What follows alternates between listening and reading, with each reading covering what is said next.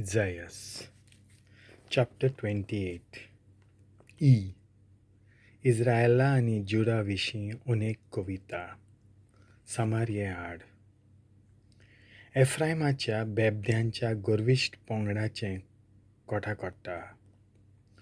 सुफोल्ड पिकाल फालक्या वयर आसलोल्या शाराचें गर्विश्ट सोबायेच्या आतां बावलोल्या फुलाचें कोठा कोटा. सोऱ्यान लाल जावन पडलोल्यांचें कोठा कोटा.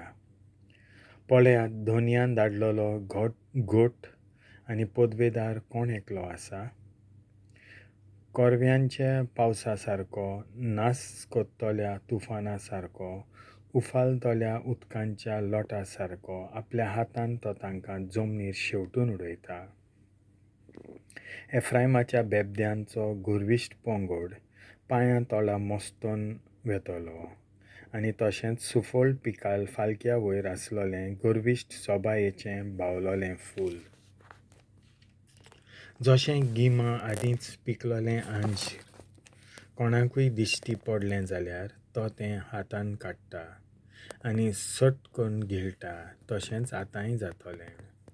त्या दिसा सरसोबतीवंत सर्वेस्पोर आपले पोरजेच्या उरलोल्या जोम्याक एक मोहिमेवंत मुकूट जातलो, एक झगझगीत ताज.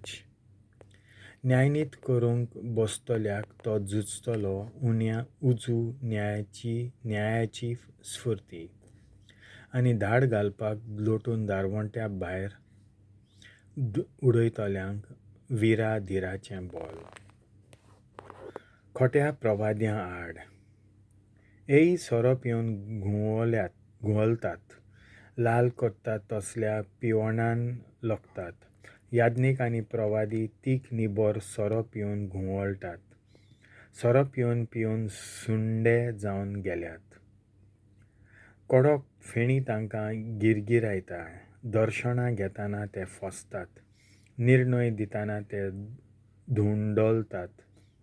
ओय सगळीं मेजां तांचे ओंकीन मेळ्ळीं बुरशीं जाल्यांत. नितळ म्हणपाचो एक कोनसो पर्यान ना. कोणाक म्हूण तो आपलो उपदेश दिवंक आयला? कोणाक म्हूण आपलो संदेश दिवंक सोदता? दूद तोडटोल्या बालकांक कितें? आवयच्या ओड्ड्यांतलीं हालींच मेकळीं केल्ल्यांक काय? आयकात तर ताचें. साव लासाव साव लासाव, काव लाकाव काव लाकाव, झीर श्याम झीर श्याम. हय खरेंच, लुडब्योन गाग्योन आनी एके पोरके भाशेन तो ह्या राष्ट्रा लागीं उलयतलो. ताणेंच तांकां एकदां सांगलोलें, विसोवाचो जागो हो, थोकलोल्यांनी येवन विसोव घेवचो. हांगा खरेंच सोमाधान मेळटा, पूण तीं ताका कान दिना जालीं. त्या पासत सर्वेस्पोर आतां अशें सांगता, साव लासाव साव लासाव, काव लासाव काव लासाव, झीर श्याम झीर श्याम. अशें तीं चलतना आडलून फाटीं पडटलीं, भोंवतलीं, फासाक सांपडटलीं, कैदी जावन वेतलीं. वायट बूद दिनाऱ्यां आड. देखून तुमी खेबाडां कोत्तोल्यानो, जेरुजाल्यांत रावतले हे पोरजेच्या अधिकाऱ्यानो, सर्वेस्पराचें उतर आयकात. तुमी म्हणटात मुन्ना लागीं आमी करार केल्लो आसा. नोरका कडेन आमची कबलात जाल्या. निसणटणाचें शिरांत येता तेन्ना तें आमकां लागचेंच ना. कित्याक म्हणल्यार फोटींचो आमी आसरो बांदला आनी लोटीकपणां पोंदां आमी लिपून रावता. ह्या पासत परमेस्पोर देव अशें म्हणटा, पळयात सियोनांत हांव एक फातर घालून दवरतां, पाखंड फातर, कोणशा सोदीचो मोलादीक फातर, बुन्यादीचो अखंड फातर. ताचेर विस्वास दवरतात तीं आडलून पडचीं नात. मापचें सूट जावंक हांव न्यायनीत स्थापतलों आनी अवलंबो जावंक प्रमाणीकपणाक उबें दवरतलों. पूण फोटींचो आसरो कोरव्यांच्या पावसान झाडून वेतलो आनी उदकांच्या लोटान लिपणें बुडून वेतलें. मोन्ना लागीं केल्लो तुमचो कोरार मोडटलो आनी नरका कडेन तुमची कबलात रोड जातली. निसणटनाचें शिरांट येता तेन्ना तें तुमचो भोंग करतलें. येता तितलेय पावटी तें तुमकां धरून वतलें. धर सकाळीं तें येतलें, धर एका दिसा, धर एके राती येदो कांपेरो तुमचेर येतलो की तेन्ना मात हो संदेश तुमी समजूंक पावतल्यात. पांय सोडून आड पडूंक बाज एकदम मोटवी, पांगरूंक चेदर भोव ओशीर. पेराजीम दोंगरार उठलोलो तसो सर्वेस्पोर उठूंक वेता. जिबियोनाच्या फालक्यांत केल्लें तशें तो रागान फुडें सरता. आपलें कर्तृत्व, आपलें अद्भुत कर्तृत्व, आपलें विचित्र काम करूंक तो फुडें सरता.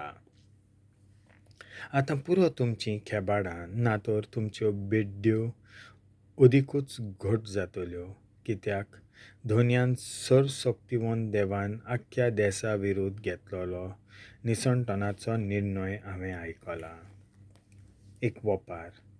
कान दियात, म्हजीं उतरां आयकात, हांव सांगतां तें चीत दिवन समजून घेयात. भी वोंपूंक शेत कोसता तो शेतकामती फकत तास घालता. जमीन उस्तिता आनी दिफलां फोडटा काय?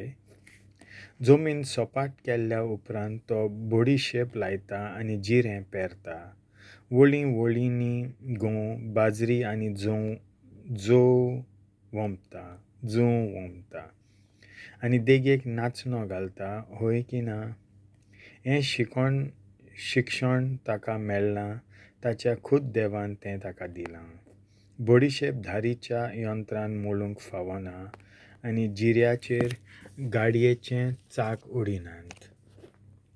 बडीशेप बोडयांनी आनी जिरें बोडवन्यान बुडयतात. गंव मोडटात तेन्ना ताची चूर जायसर कोण तो मोडीत रावना. गाडयेचें चाक ताचेर ओडल्या उपरांत गंव मोडटात पूण ताची चूर करिनात. हेंय सर्वशक्तिवंत सर्वेस्परा कडचें येता. ताची बूत सदांच अजापवंत, ताचीं कर्तृत्वां भोव श्रेश्ठ. देवाचें उतर